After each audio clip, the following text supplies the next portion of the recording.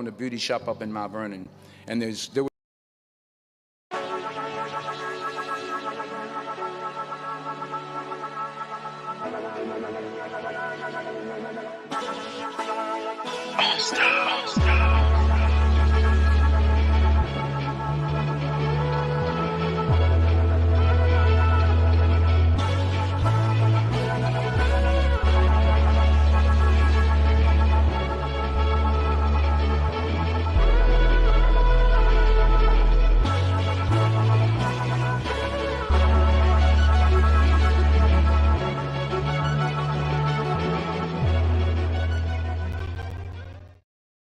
Hey, what's going on, y'all? This is Reggie Wilson with a really quick video.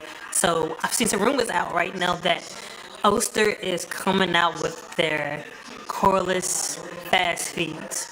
Now, Oster last year, they seemed like they got missing from the spotlight. Their Instagram was inactive.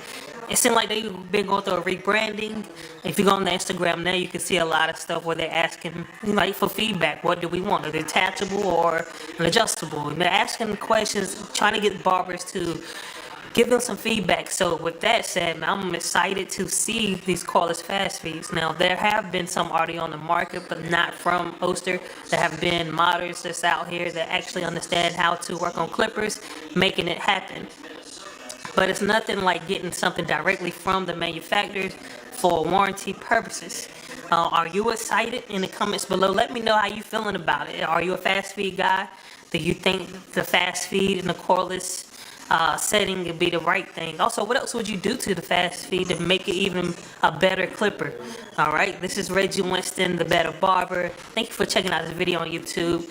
Check out some of the other videos. Like and subscribe, but let me know, what do you think you should see from these Oster fast feeds? Are you excited to get them? And is this the clipper that you want to purchase? And yeah, let's see what happens, yo. Can't wait to see what the price is going to be and how they're going to look. All right, y'all, stay tuned. I was 20 years old. I was at my lowest point. And then one day, and I remember the exact day, March 27th, 1975, I was helping my mother in her beauty shop. My mother owned a beauty shop up in Mount Vernon. And there was this older woman who was considered one of the elders in the town. And I didn't know her personally, but I was looking in the mirror. And every time I looked at the mirror, I could see her behind me, and she was staring at me. She just kept looking at me. Every time I looked at her, she kept giving me these strange looks. So she finally took the dryer off her head and she said something I'll never forget. First of all, she said, "Somebody give me a piece of paper. Give me a piece of paper." She said, "Young boy, I have a prophecy. A spiritual prophecy." She said, "You are going to travel the world and speak to millions of people." I began at Fordham University as a pre-med student. I took a course called cardiac morphogenesis. I couldn't read it, I couldn't say it, I sure couldn't pass it. So then I decided to go into pre-law, then journalism. And with no academic focus, my grades took off in their own direction. I was a 1.8 GPA one semester, and the university very politely suggested that it might be better to take some time off. I found that nothing in life is worthwhile unless you take risks. Nothing. Nelson Mandela said, "There is no passion to be found playing small and settling for a life that's less than the one you're capable of living." Fail big. You will fail at some point in your life. Accept it. You will lose. You will embarrass yourself. You will suck at something. There's no doubt about it. In the acting business, you fail all the time. Early on in my career, I auditioned for a part in a Broadway musical. Perfect role for me, I thought. So I'm in the wings, I'm about to go on stage, but the guy in front of me, he's singing like Pavarotti, and I'm just shrinking, I'm getting smaller and smaller. So they say, "Oh, thank you very much, and you'll be hearing from us." So I come out with my little sheet music, and so I assumed I didn't get the job. But the next part of the audition, he called me back. The next part of the audition is the acting part of the audition. So I'm like, hey, okay, maybe I can't sing, but I know I can act. So they paired me with this guy, and again, I didn't know about musical theater. And musical theater is big, so they can reach everyone all the way in the back of the stadium. And I'm more from a realistic, naturalistic kind of acting where you actually talk to the person next to you. So I don't know what my line was. My line was, well, hand me the cup. And his line was, well, I will hand you the cup, my dear. The cup will be there to be handed to you.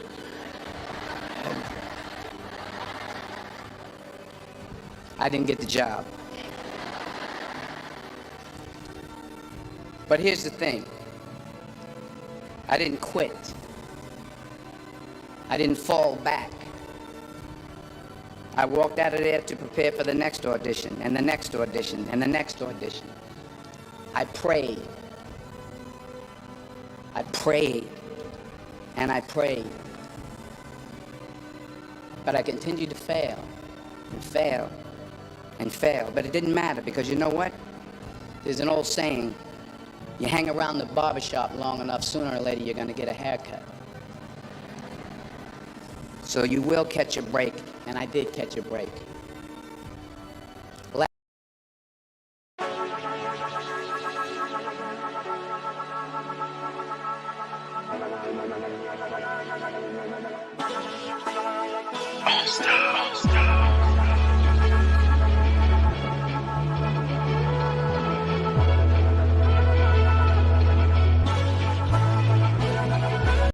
Hey, what's going on, y'all? This is Reggie Wilson with a really quick video.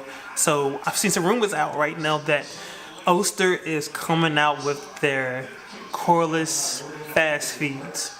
Now, Oster last year, they seemed like they got missing from the spotlight. Their Instagram was inactive. It seemed like they've been going through a rebranding. If you go on the Instagram now, you can see a lot of stuff where they're asking, like, for feedback. What do we want, a detachable or an adjustable? And they're asking questions, trying to get barbers to give them some feedback. So with that said, man, I'm excited to see these cordless fast feeds. Now, there have been some already on the market, but not from Oster. There have been modders that's out here that actually understand how to work on clippers, making it happen. But it's nothing like getting something directly from the manufacturers for warranty purposes. Are you excited? In the comments below, let me know how you feeling about it. Are you a fast feed guy? Do you think the fast feed in the cordless setting would be the right thing? Also, what else would you do to the fast feed to make it even a better clipper? All right, this is Reggie Winston, the Better Barber. Thank you for checking out this video on YouTube. Check out some of the other videos. Like and subscribe, but let me know, what do you think you should see from these Oster fast feeds? Are you excited to get them? And is this the clipper that you want to purchase? And yeah, let's see what happens, yo. Can't wait to see what the price is going to be and how they're going to look. All right, y'all, stay tuned. I was 20 years old. I was at my lowest point. And then one day, and I remember the exact day, March 27th, 1975, I was helping my mother in her beauty shop. My mother owned a beauty shop up in Mount Vernon. And there was this older woman who was considered one of the elders in the town. And I didn't know her personally, but I was looking in the mirror. And every time I looked at the mirror, I could see her behind me, and she was staring at me. She just kept looking at me. Every time I looked at her, she kept giving me these strange looks. So she finally took the dryer off her head and she said something I'll never forget. First of all, she said, "Somebody give me a piece of paper. Give me a piece of paper." She said, "Young boy, I have a prophecy. A spiritual prophecy." She said, "You are going to travel the world and speak to millions of people." I began at Fordham University as a pre-med student. I took a course called cardiac morphogenesis. I couldn't read it, I couldn't say it, I sure couldn't pass it. So then I decided to go into pre-law, then journalism. And with no academic focus, my grades took off in their own direction. I was a 1.8 GPA one semester, and the university very politely suggested that it might be better to take some time off. I found that nothing in life is worthwhile unless you take risks. Nothing. Nelson Mandela said, "There is no passion to be found playing small and settling for a life that's less than the one you're capable of living." Fail big. You will fail at some point in your life. Accept it. You will lose. You will embarrass yourself. You will suck at something. There's no doubt about it. In the acting business, you fail all the time. Early on in my career, I auditioned for a part in a Broadway musical. Perfect role for me, I thought. So I'm in the wings. I'm about to go on stage, but the guy in front of me, he's singing like Pavarotti, and I'm just shrinking. I'm getting smaller and smaller. So they say, "Oh, thank you very much, and you'll be hearing from us." So I come out with my little sheet music, and so I assumed I didn't get the job. But the next part of the audition, he called me back. The next part of the audition is the acting part of the audition. So I'm like, hey, okay, maybe I can't sing, but I know I can act. So they pair me with this guy, and again, I didn't know about musical theater. And musical theater is big, so they can reach everyone all the way in the back of the stadium. And I'm more from a realistic, naturalistic kind of acting where you actually talk to the person next to you. So I don't know what my line was. My line was, well, hand me the cup. And his line was, well, I will hand you the cup, my dear. The cup will be there to be handed to you.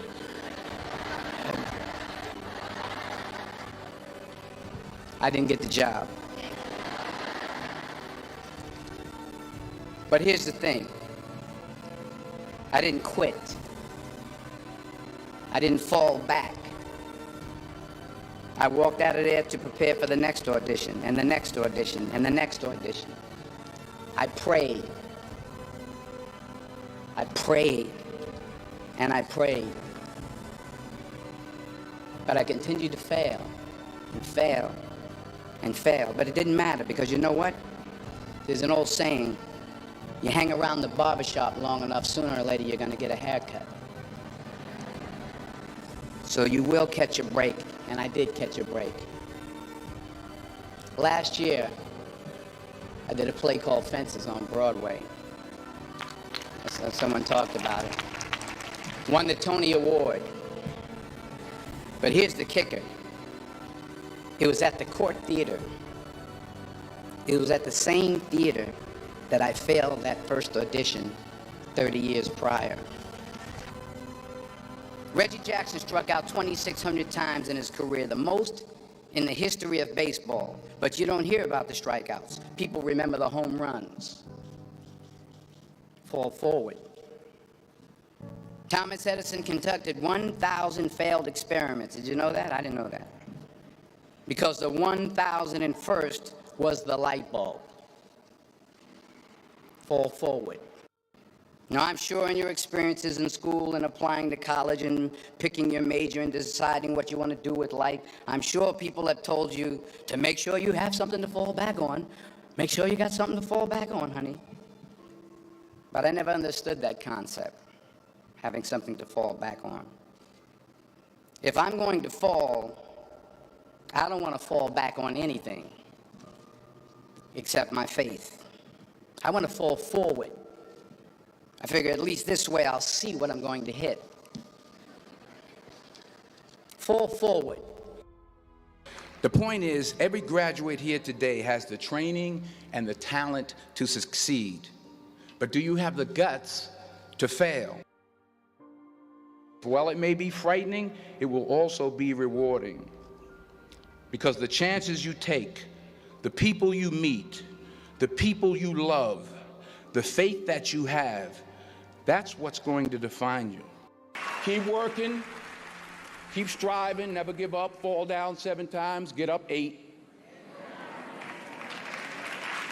Ease is a greater threat to progress than hardship. Without commitment, you'll never start, but more importantly, without consistency, you'll never finish. It's not easy. If it was easy, there'd be no Kerry Washington. If it was easy, there'd be no Taraji Henson, P. Henson. If it were easy, there'd be no Octavia Spencer. But not only that, if it were easy, there'd be no Viola Davis. If it were easy, there'd be no Michael T. Williamson, no Stephen McKinley Henderson, no Russell Hornsby. If it were easy, there'd be no Denzel Washington. So, dreams without goals are just dreams, and they ultimately fuel disappointment. So have dreams, but have goals. Life goals, yearly goals, monthly goals, daily goals. Don't confuse movement with progress. Remember, just because you're doing a lot more doesn't mean you're getting a lot more done. In order to achieve your goals, you must apply discipline, which you have already done, and consistency every day, not just on Tuesday and miss a few days. You have to work at it every day. You have to plan every day. You've heard the saying, we don't plan to fail, we fail to plan. Hard work works. Working really hard is what successful people do. What are you going to do with what you have? I'm not talking about how much you have. Some of you are business majors, some of you are theologians, nurses, sociologists. Some of you have money, some of you have patience, some of you have kindness, some of you have love, some of you have the gift of long suffering. Whatever it is, whatever your gift is, what are you going to do with what you have? And it's not how much you have, it's what you do with what you have. We all have different talents. Some of you will be doctors, some lawyers, some scientists, some educators, some nurses. The most selfish thing you can do in this world is help someone else. Why is it selfish? Because the gratification, the goodness that comes to you, the good feeling that I get from helping others, nothing's better than that. Well, I have traveled the world, and I have spoke to millions of people. But that's not the most important thing, the success that I had. The most important thing is that what she taught me and what she told me that day has stayed with me since. I've been protected, I've been directed, I've been corrected. I've kept God in my life and it's kept me humble. I didn't always stick with him, but he always stuck with me. So stick with him in everything you do. If you think you want to do what you think I've done, then do what I've done. Today is the beginning of the rest of your life, and it can be very frightening. It's a new world out there, it's a mean world out there, and you only live once. So do what you feel passionate about. Take chances. Don't just aspire to make a living. Aspire to make a difference.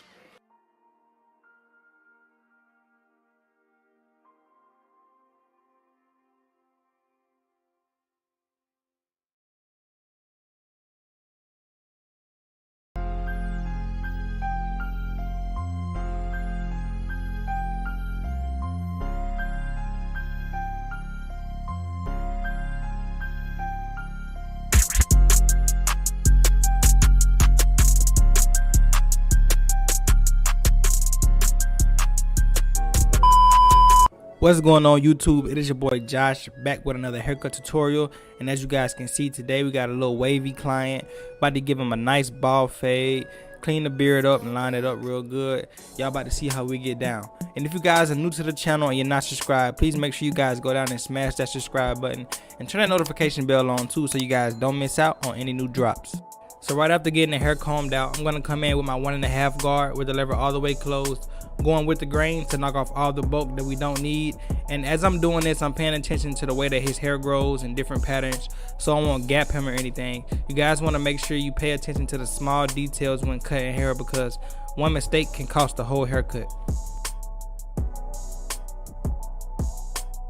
And as y'all can see, man, that 1.5 got the waves popping.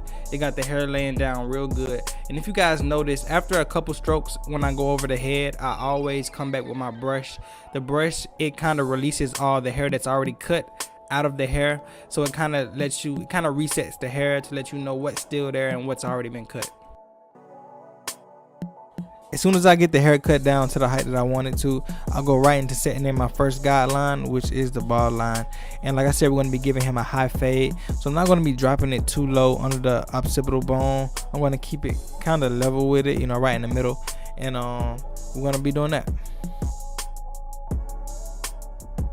So after I have the guideline set in how I want all the way around, I come back with my trimmers and I just clean up all this extra hair, making sure that I get all the hair gone. You want to make sure you get like literally every piece of hair, because you want your haircut to be flawless. You can't leave anything behind.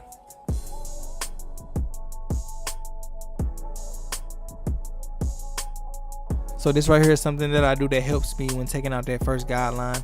After I'm done setting in that initial bald line, I come behind it and I kind of taper at it with my trimmers a little bit. It kind of breaks up that harsh guideline, making it easier for the clippers to take it out. But a big factor in this is making sure that your clippers are zero gapped, because it's all in the way that your system is balanced. So if your clippers are zero gapped, you have the capacity to be able to take out that guideline with the clippers itself. So using the trimmers, making it even easier, it just helps you out when taking out that first guideline. And right here I'm setting in that first guideline with no guard on, with the lever all the way open, with my caliber 50 cal BMG clippers going up about a ½ inch. And I make sure that I'm keeping the width the same all the way around, because I want my fade to be balanced all the way around on every guideline.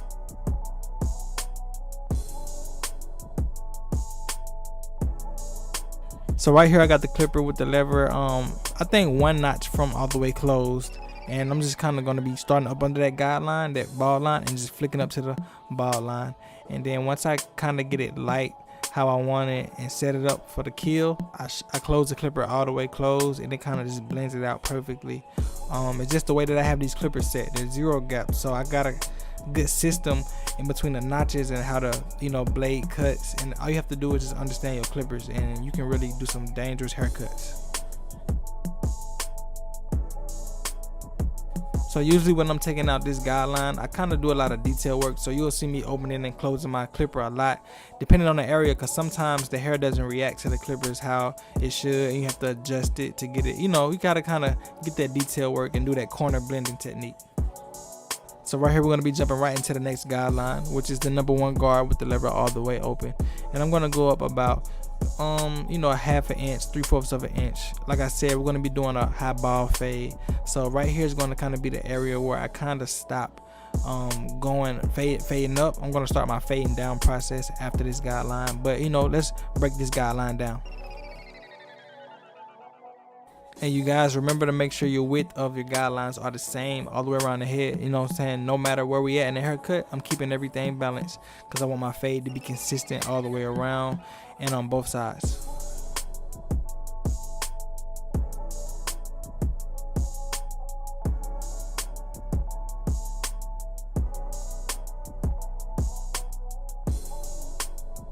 So after going in with the number 1 guard all the way open, to fade out this guideline, I'm going to be dropping down to the number 1 guard closed. As you guys can see right now, I have the number 1 guard with the lever all the way closed, and I'm starting right up under the guideline and just flicking up halfway into the area that I went in with the number 1 guard open, because that's going to create a transition. So it's going to transition down from 1 guard open to 1 guard closed.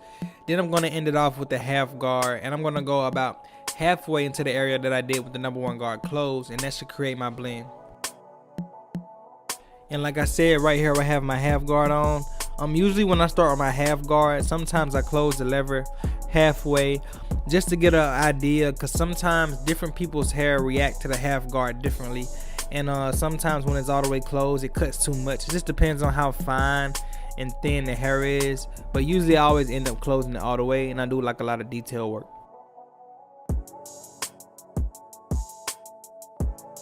So now that we're done with that guideline, we're not going to be creating any more guidelines for the rest of this haircut. I'm just going to be fading down, starting right here with my number 2 guard with the lever all the way open.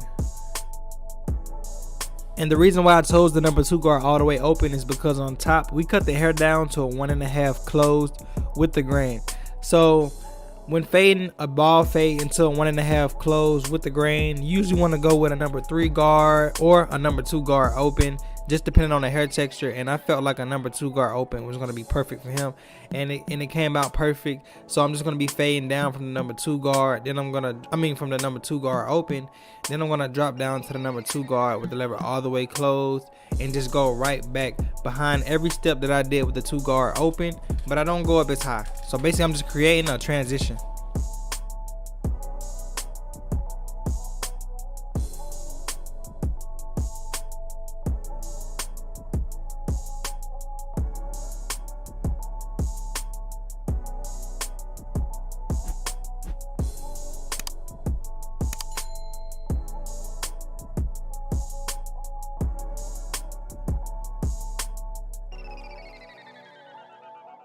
So right here I'm going in with my number 1.5 guard. Like I said, we're fading down, so I walk down from the highest guard all the way down to the smallest until the fade is completely blended.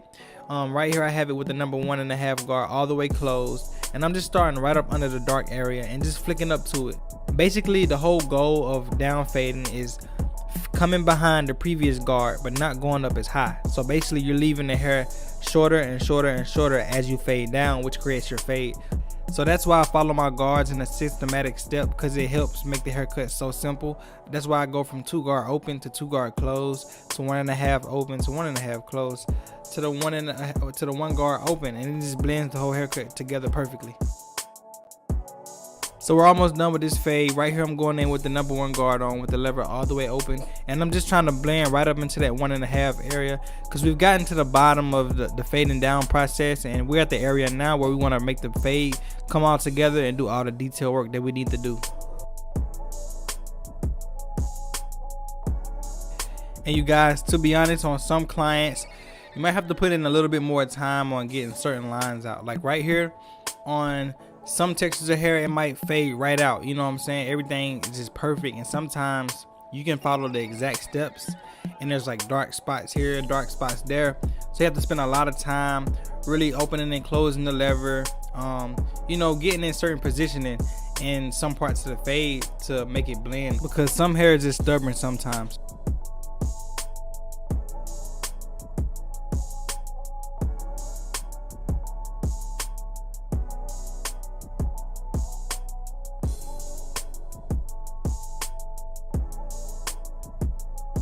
Y'all see it, man, this fade is coming together nicely. I mean, look how smooth it is. We're not even done yet, but I mean, just really listen to what I'm saying, man. Y'all can learn something.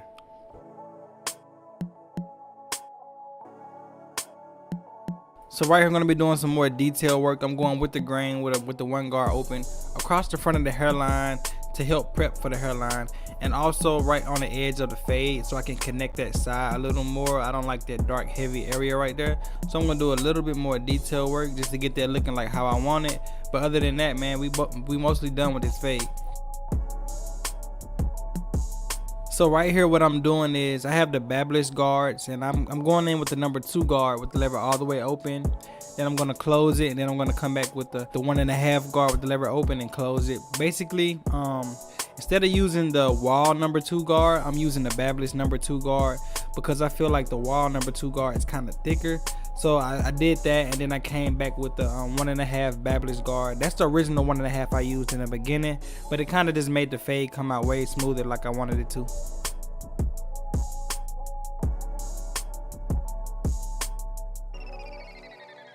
But y'all see the fade is looking good. Now we're gonna move into the beard. I'm gonna pick it out. We're gonna be knocking it down. Then we're gonna show y'all how to do a beard fade.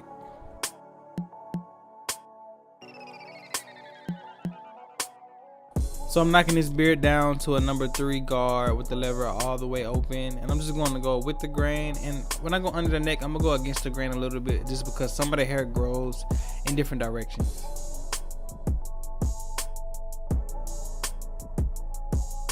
So when I'm doing my beard fade technique, it's kind of similar to when I'm doing my fading down technique.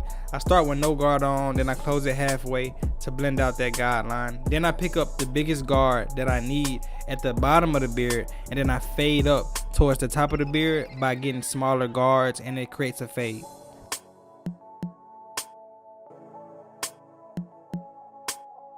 And if you guys notice, the smaller the guard, the higher I am in the beard, because that's the fading zone for that particular guard.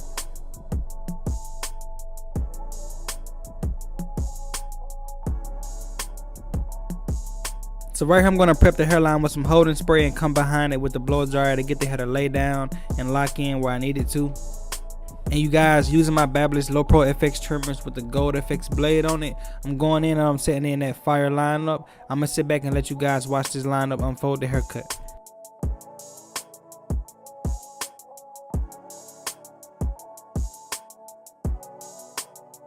Sometimes when the hair acting funny, I gotta grab the hair a little bit to get that pinpoint lineup that I need, because sometimes the hair acts stubborn and don't want to move, so I gotta kind of keep the head more still.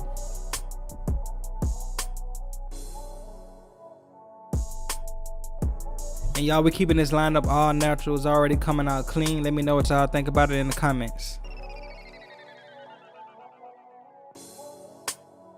So right here we're going to be jumping into the beard line, and this is going to be super satisfying to watch how clean these lines came out and how uniform it made it look all the way around.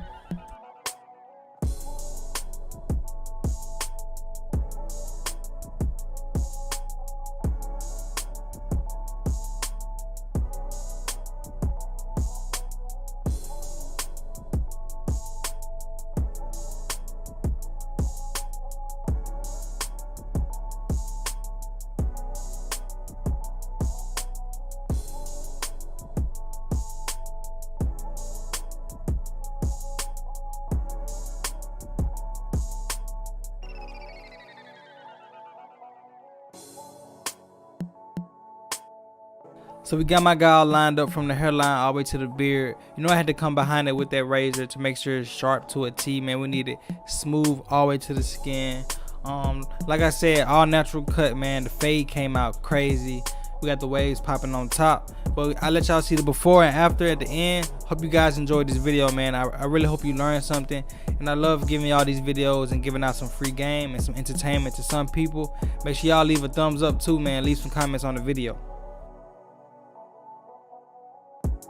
Y'all know we had to get my boy right. He came in and said, y'all, I need this beard chopped down and I need the crispiest fade you ever did. Y'all know he came to the right spot.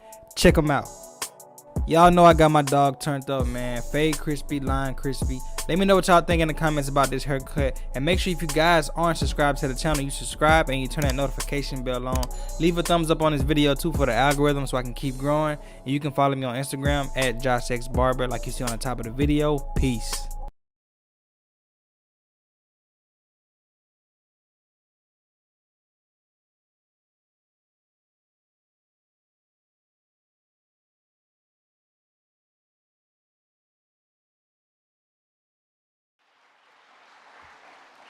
Oh my goodness, it's so good to see people in the seats again. Ah.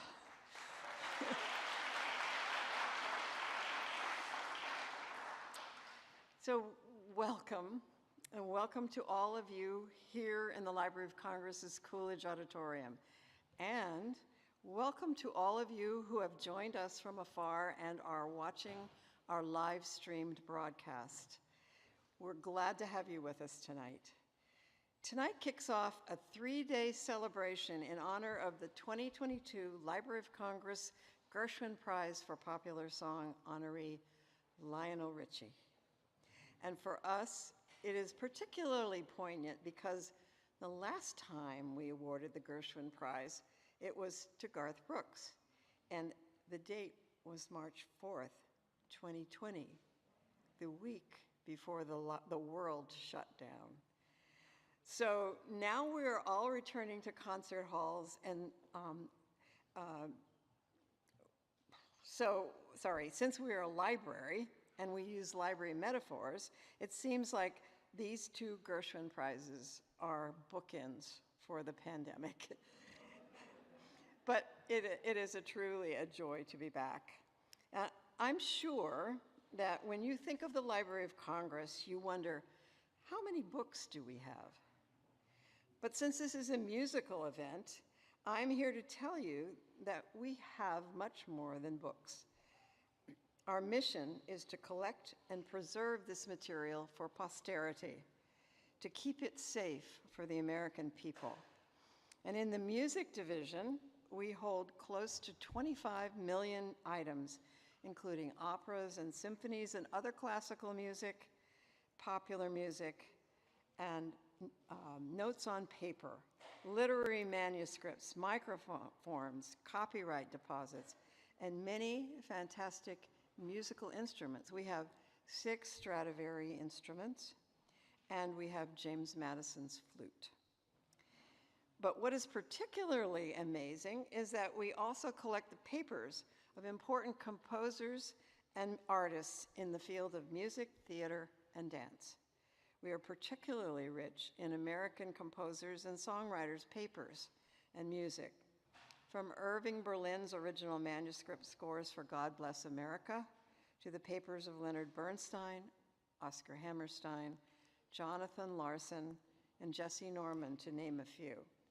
The library has received an amazing array of materials that collectively chronicle centuries of human achievement in music, culture, and arts. The generosity and big-heartedness of many have built your nation's library.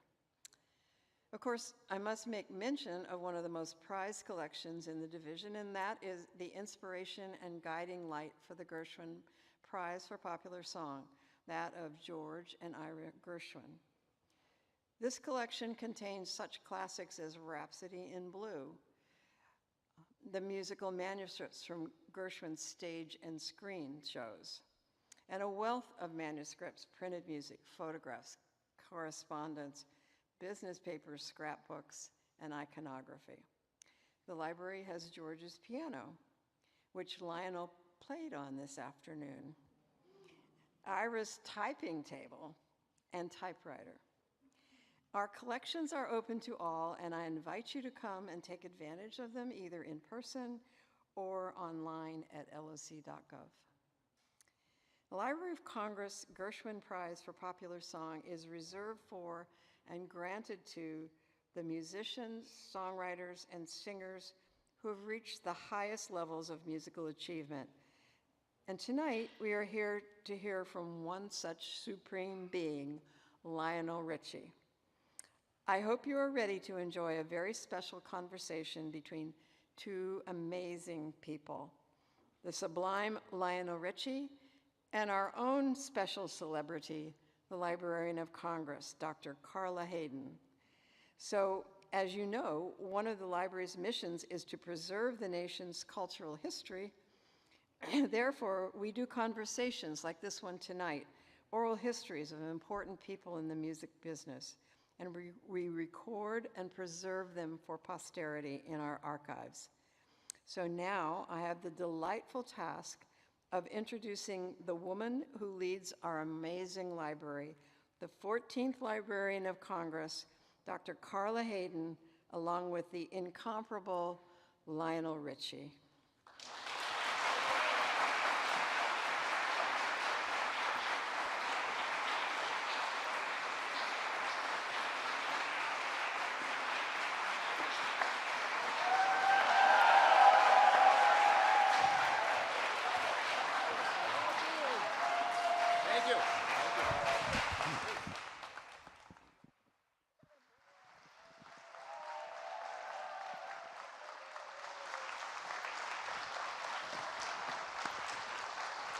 Thank you. Where do you want me?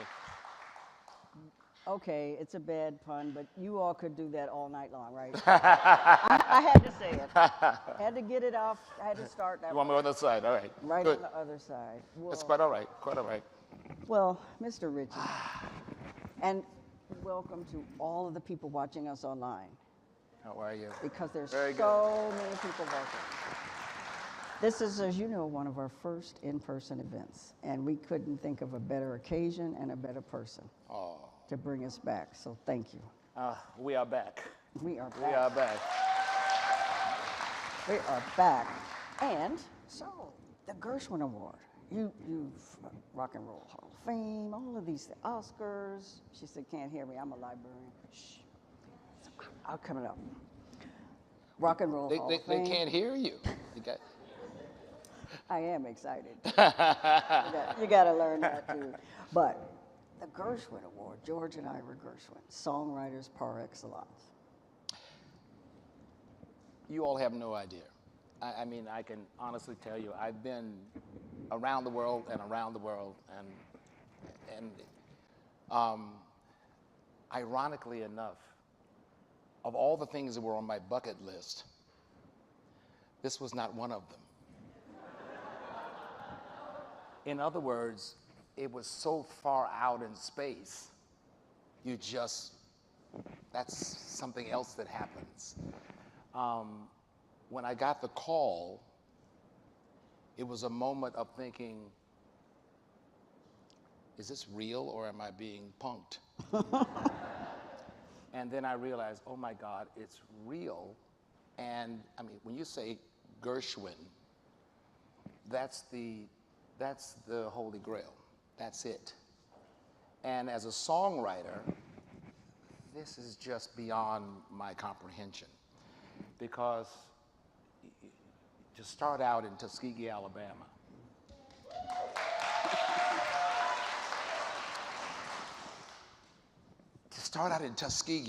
and then you start talking about the Library of Congress, the George Gershwin Award, and IRA. It is beyond my comprehension. Even right now, I'm on stage. There's two people you're watching right now. The person who's the spectator going, oh my God. And then, of course, there's the other person, Lionel Richie, going, of course, I've done this for years. So, yeah, but this is way out of bounds because I don't really quite know how to accept all of this. But it is because when I got into the business, I was going after Stevie. I'm going after Marvin, going after Elton. I wasn't going after George Gershwin. Yeah, that's a little different. Now, Tuskegee, you went to Tuskegee College Absolutely. and stuff, so it's historically black college. Absolutely. But a hotbed for music and excellence. What was that like? Well, I mean, first of all, born and raised on the campus of Tuskegee University. Thank you very much. And had the pleasure of having William L. Dawson come by my house every day, the Negro Folk Symphony, and would work with my grandmother on pieces that he was writing, and they were in the other room. And the only thing I had to do to make sure I got out of the house, he would quiz me on whatever language he just left. So if he left France for a concert, I'd have to say something in French. He scared me to death.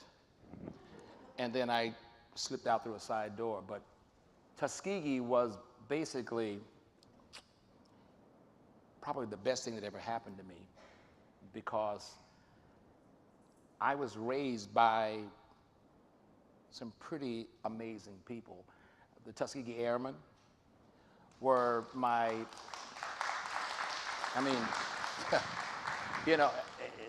the Tuskegee Airmen, we didn't know they were famous until I was about 13, 14, because America didn't recognize them. When you watch the 20th Century with Walter Cronkite, we didn't see the Tuskegee Airmen. We didn't see any black troops. But yet, the funny thing about growing up in Tuskegee, we had black men who would go to Maxwell Air Force Base in Montgomery, Alabama. They would salute them, give them carte blanche, but they couldn't vote. And I kept thinking, okay, well, what's that all about? Because they kept us in what we call the bubble. And on this university campus, they gave us a lot of permission to get away with things that we didn't know we were supposed to be able to get away with, like think for yourself. And we had little missions. Failure is not an option. Not realizing that they realize they might not have the opportunity, but if we do, this is your shot. This is what we want you to do. Step forward. So just imagine, I grew up in a town where everybody was a doctor, a lawyer, double PhDs, airmen, In fact, when I was growing up, we had Cub Scouts, Boy Scouts, and Air Explorer Scouts. So we were flying at the age of 12, not realizing that I was going to be a pilot. I was just kind of naturally thinking that this is what everybody was doing. And I quickly dropped out of the pilot program when they said you can take the plane up by yourself. Ooh, yeah. I ain't going no place by myself. Not in a plane. But I mean, the experience of being on the campus was amazing because the great part about HBCUs is they didn't prepare you just for academics. They prepared you for culture and how to handle yourself in life. So there was a part where we had the art and lecture series where you could go and watch anyone from Odetta to a ballet troupe. Now, of course, at age 7, 8, 9, it was the most boring thing that I ever sat through in my life. But my grandmother and mother and father insisted that we go. And of course, check, do we know anything about ballet? Yes, we do. Do you know anything about symphonies? Yes, we do. And so once you experience it, it becomes a part of your little treasure chest of things that you know about.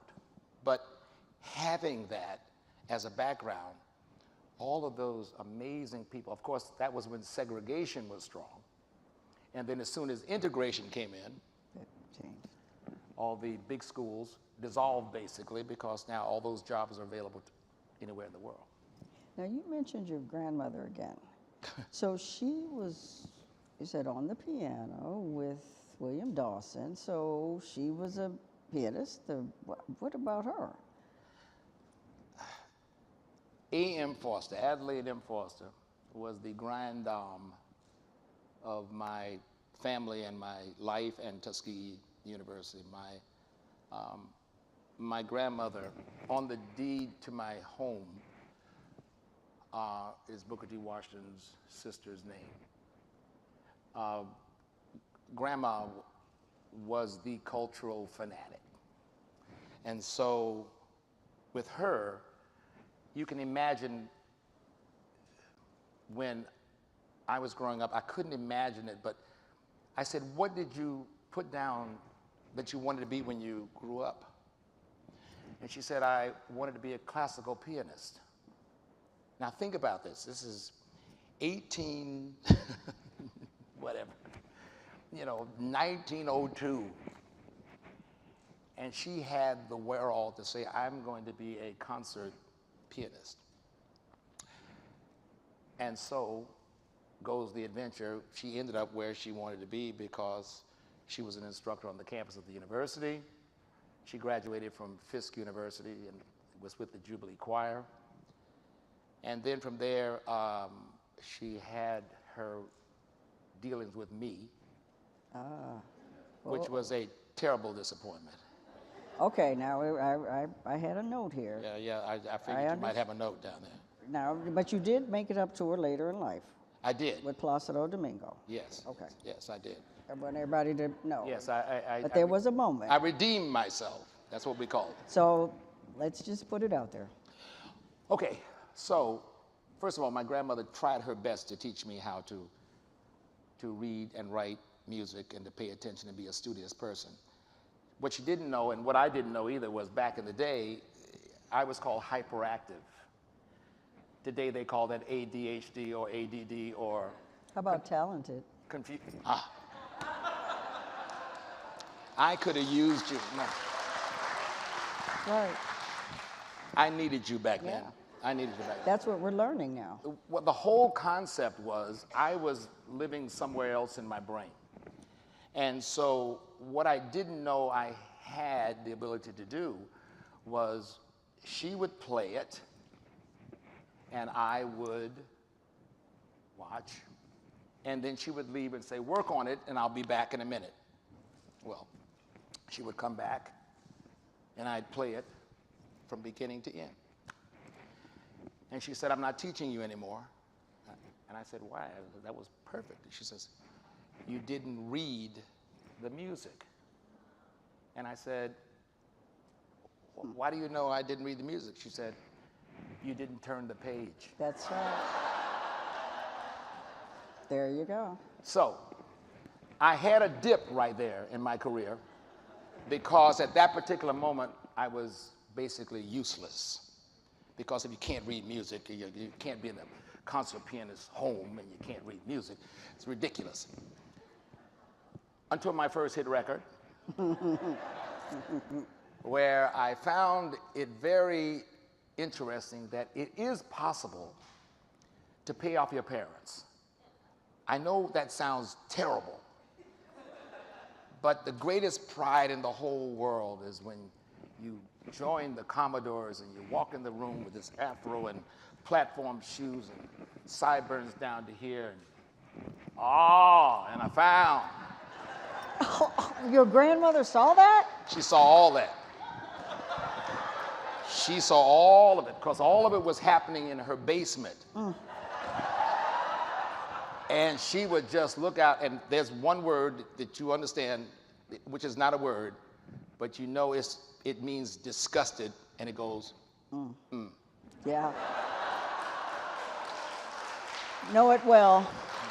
Know it well. Now, if you grow up in a house where they don't say much, but you hear, that says a lot. So I went through a couple of years of that, and my father came in the door and tried to talk to me, talk some sense in my head, said, son, joining that band of hoodlums. But they were students, right? Yes, they were, but according to my father, that was not exactly what we were looking for, you say. Yeah, and not after all this education. And I'm having the best time of my life. And so I found that your parents' attitude will change instantly when you say, Dad, I got $1 million right here.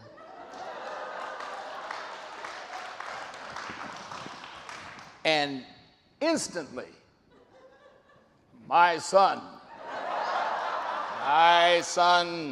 I knew it all the time. And of course, from that point on, it's to the races. I had no problem. My dad was my best supporter. And I actually caught him lying, telling Barbara Walters. Oh, no.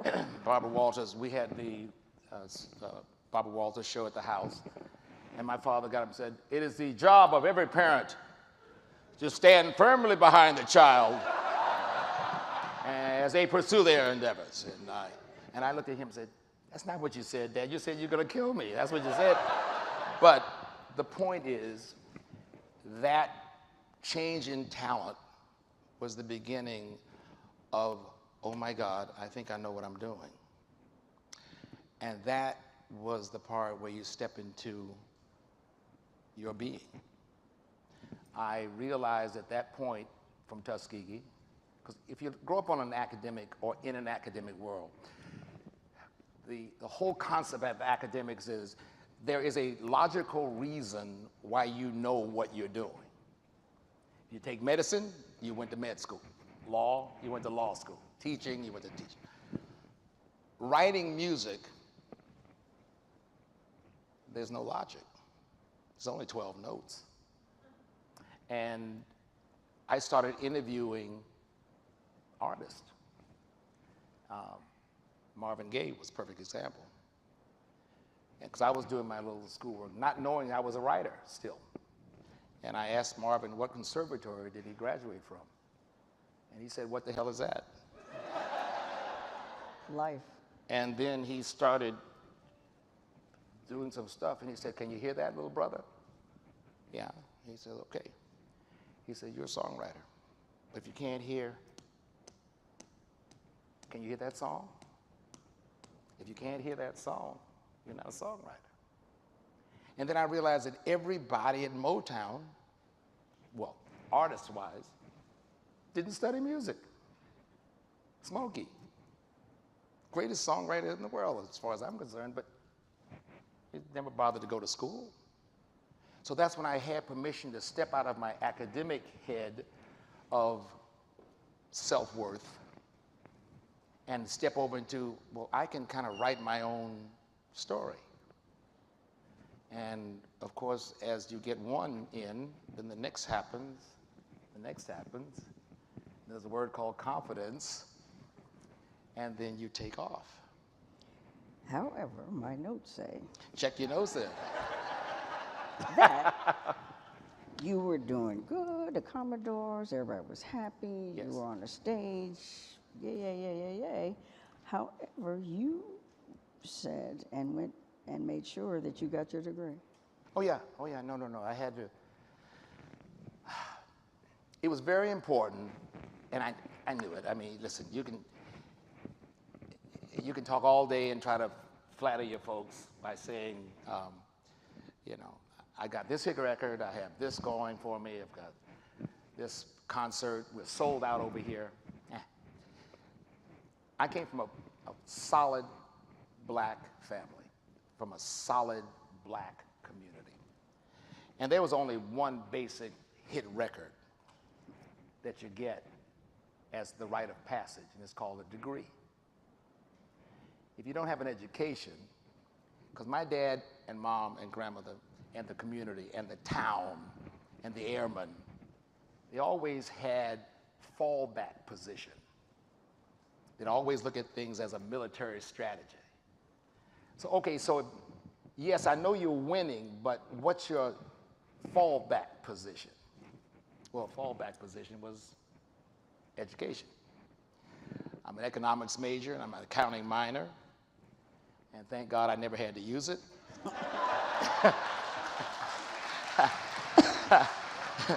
Because it was just one of those things that was just not going to be interesting at all for the rest of my life. But what it did for me was it gave me a foundation, and I went back to school for a year, toughest stuff I ever did in my life, and finally received my degree, and it was done. It's good. And I gave it to them. Oh, yes. And I have a picture of me giving it to them. And I said, you hold this for me for safekeeping. And I never used it again. I never used it again. But somebody has it somewhere. So you're on campus and you meet these fellas and you start this group. Well, you're going to go back there. Okay. Yeah, well, I'm Okay. at that age. I got it. Yeah. So you all are rocking and rolling. You decide to get your degree, and then you started. When did it start dawning on you that, you know, like you said, I can write? Oh, no. Like for Well, everybody. Well, if you want the true story, and since I'm here, You're in the library. we want to make sure we document this properly. So, it was, how did I get in the band? How did we form the band? That was based on one very strategic goal. Girls. That was it? We had no idea of money and didn't care. All we knew was if we started a band, we could meet all the girls on the campus. Period. Everything was fine for a while until we signed with Motown. I jumped ahead now. And it never meant anything to me except having fun until Mylon Williams, the keyboard player to the Commodores, wrote the first hit record, Machine Gun, and received for his first check $35,000 cash. Bam. It was that point I said, I may need to be a songwriter. And then, of course, from then on, well, it's very simple. Right down the hall. That's, guys, is this going to make it worse? Because I'm touching. Excuse me, I'm coughing, so we're quite a pair. Yeah, no, I'm a stickler to this. I can move it down. Is it okay? All right, you hear me? Every time I make I'm such a stickler for this stuff, I'm sorry. So what happened with this, it now comes into the fact that I can now write these songs. Where was I going with this? I'm sorry, I was trying to tell you. When did you start making that shift to I can write the songs, and that I got you. $35,000 check might have my name on it? ADD, ADHD. Talented. I'm the poster child. it was at that point I realized that I was going to be a songwriter, and then I started realizing I need to go interview some songwriters. And they happened to be right down the hall. And then I started realizing that songwriters have a situation. Excuse me. Thank you very much. Now we can work this right here. Songwriters became a whole nother word because I didn't realize that there's a whole business. Publishing, there's writers. And as I started writing, I realized, well, Smokey Robinson makes royalty checks. Marvin Gaye makes royalty checks. Well, that's called, oh my God, that's income. That's what my dad was talking about. Do you have a job? And I said, well, to have a job, you have income, songwriter. I didn't know I was going to be a singer quite yet, but songwriting was close. Because here's what you don't know. I became the lead singer of the Commodores because I sang the songs that I wrote. Clyde, the drummer for the Commodores, was the lead singer. I only had one song to sing throughout when we first started, and that was Wichita Lineman. Can you imagine that? So, but the point I'm saying is, once I discovered it was a business, then the lights came on. And then I had a chance to meet Alan and Marilyn Bergman, Henry Mancini, and I remember asking Hank Mancini, when do you go on the road? And he said, I can't afford to go on the road. I make too much money staying home. So this was a business that I terribly got fascinated with, having no idea that I would ever be standing on this stage here. And so when did you start realizing, well, I can do country and all the other, or was it just the nature of the songs that lent themselves to that? Or? I think what you all have watched over the years probably came as a fascination to me as it was to everyone else. I did not write on some philosophy that I'll go country now, I'll go classical now. I just sat down. My problem was I didn't know there were categories. I didn't know that there was R&B was supposed to be for the black folks, pop was the white folks, country was the country folks.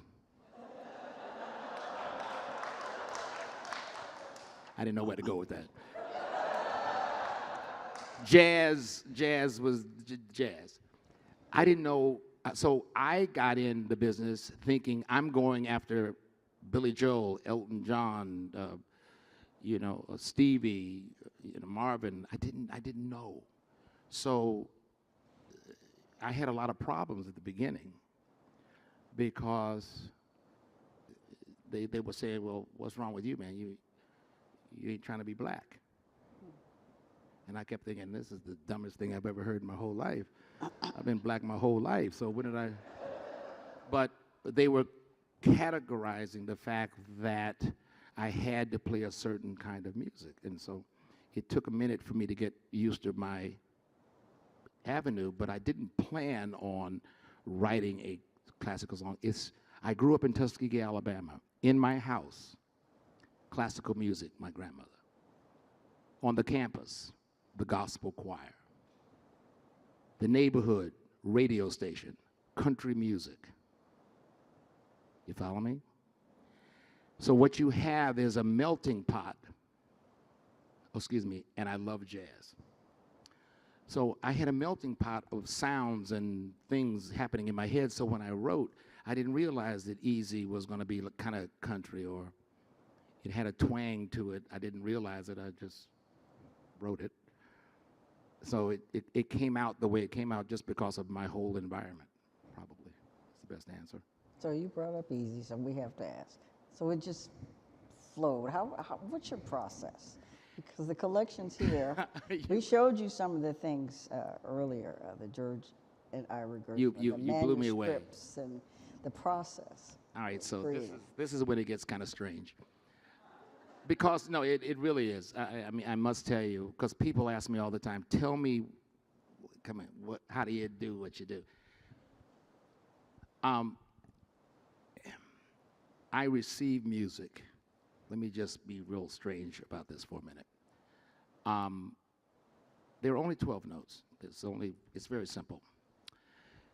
All you need is 3 to make anything work. I know that may sound strange to a lot of you if you're in the music business, but it doesn't require a lot. It's called the melody. And so for me, I have figured out in my brain, I know how to navigate 12 notes. Now, how it comes to me, it's very simple. It just comes. Anytime, any place, just. I can be talking to you right now on this stage. Oh, get the tape. As I adapt myself. I could be talking right now on this stage, and if you see this happening in the middle of a conversation, I am not with you right now. Now, my mother and father used to call that stop fidgeting. Oh. Stop fidgeting. My instructors in school saw that, and they would say, Mr. Ritchie, would you like to join the rest of the class? That means I was daydreaming. What I didn't know was that daydreaming is me on the other side. Now, when it starts off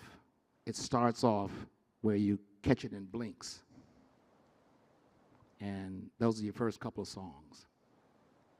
And you try to remember all that you can remember before you got back over to conscious. And then as time goes on, I can leave the door open as long as I want and go in and stay there for a while, which means I'm not present on this side. What happens when I'm over there, I hear wonderful, wonderful phrases of love, like, Lionel, you're the most irresponsible person I've ever met in my whole life. The meeting started at 8:30, you showed up at 10:15. What were you thinking? I was on the other side.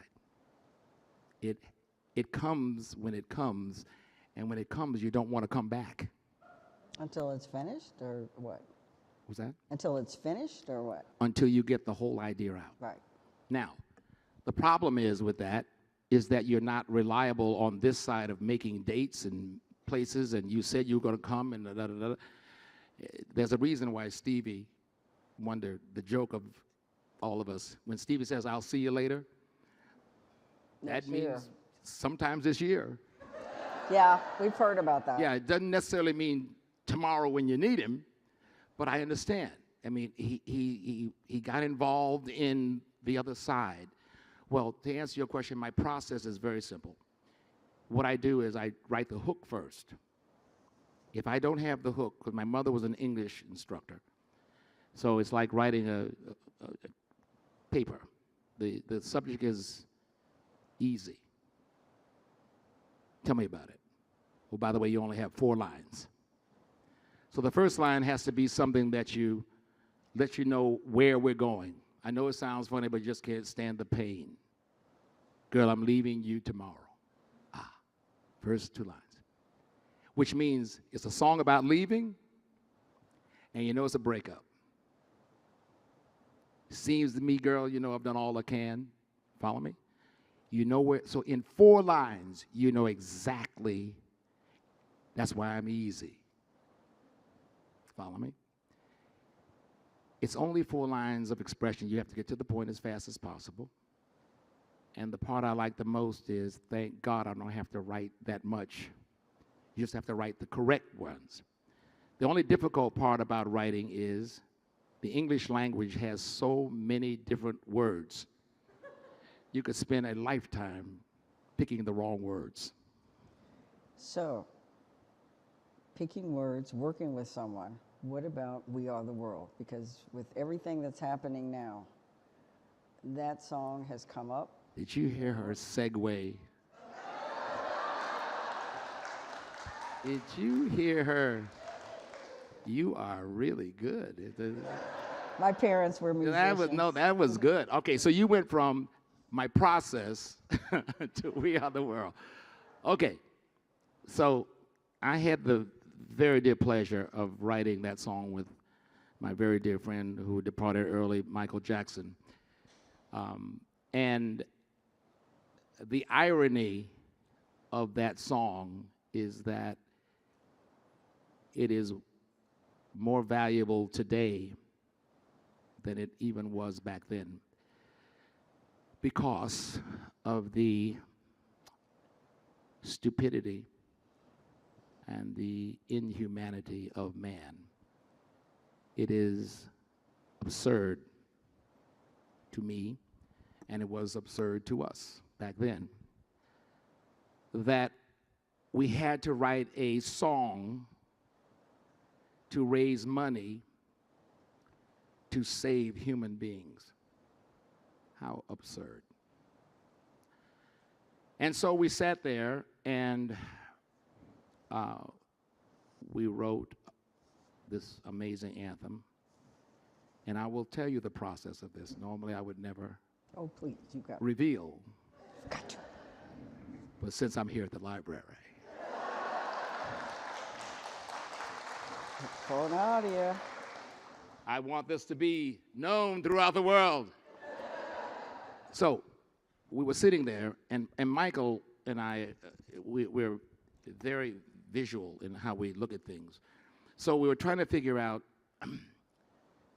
it can't be a song where you go, oh, another, can't be that. We need something powerful. So what word comes to mind is anthem. We're not writing a song, we're writing an anthem. Okay, so let's go through the anthems. Ba ba da ba ba ba. No. Ba bam bam bam bam bam bam bam bam. Stop right there. Okay, keep that going.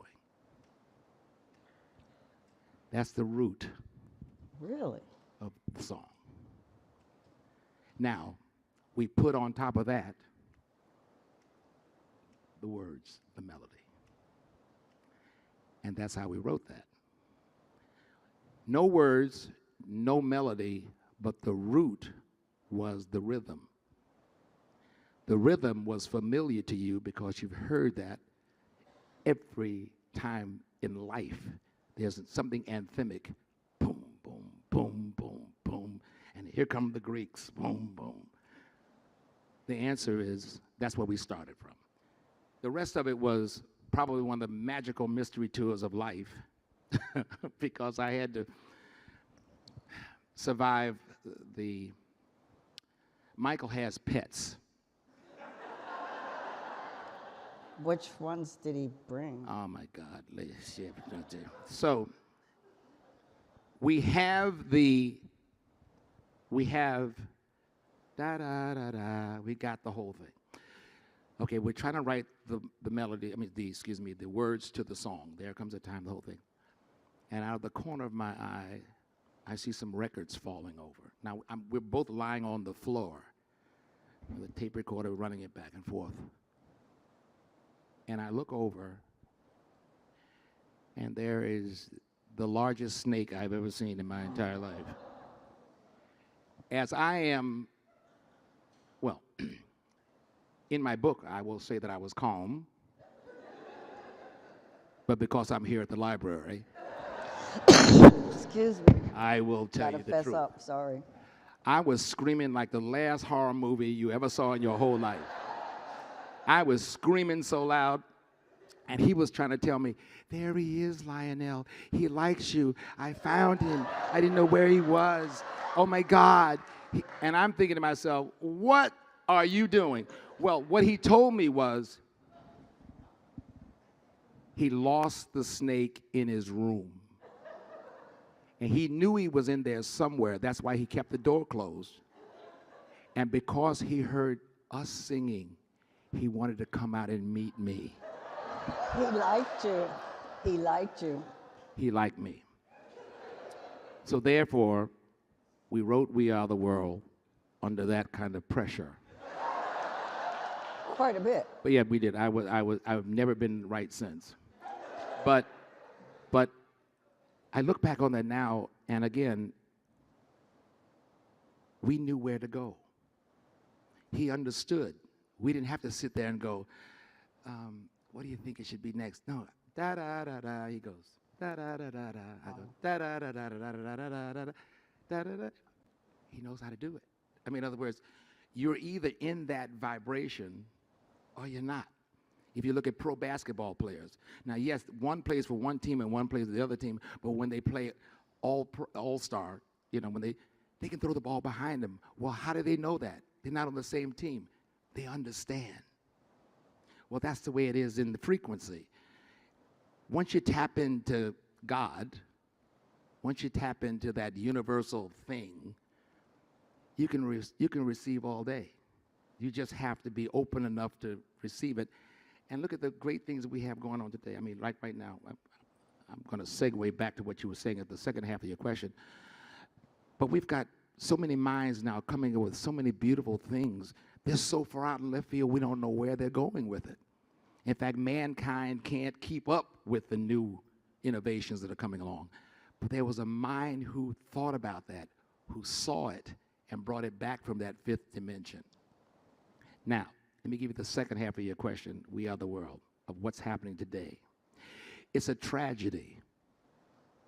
It's a tragedy that we're allowing this and all behavior that does not fall under my grandmother's rules, that you treat someone the way you want to be treated. You act the way you want to be treated. We have watched the movies of barbarians tearing down walls, but the problem is we didn't have the internet. Now we know what barbarians look like, and we are allowing it to happen. Now, there's no such thing as a leader that will lead us to hell. We let them lead us to hell. Now, what we have to do now is take charge of our planet. There's a choice we're making. We're saving our own lives. It means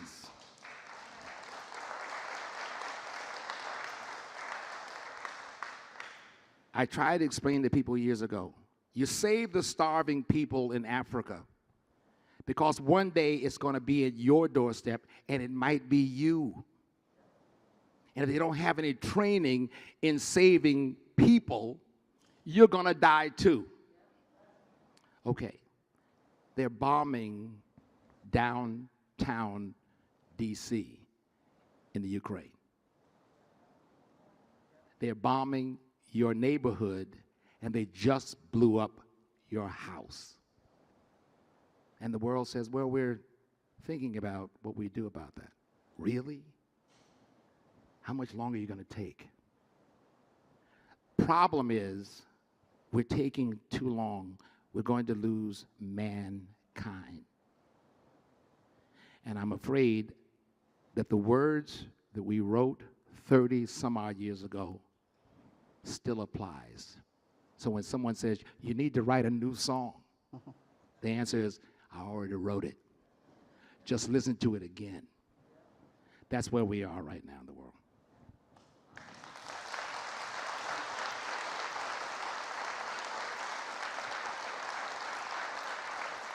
I like it. I might take you on the road. This is good. This could be good. A good team. Truth teller.